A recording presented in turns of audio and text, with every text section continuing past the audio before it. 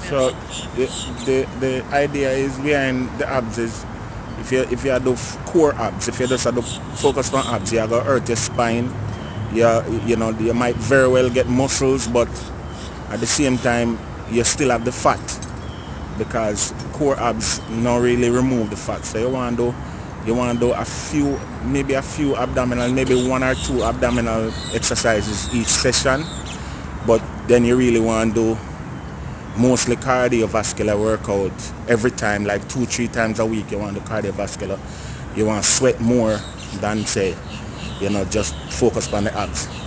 So that So way it will actually burn the fat all over, including in your abdominal area. yeah, So if you shed the fat, then you can more focus on toning the ab afterwards. and we's very toning.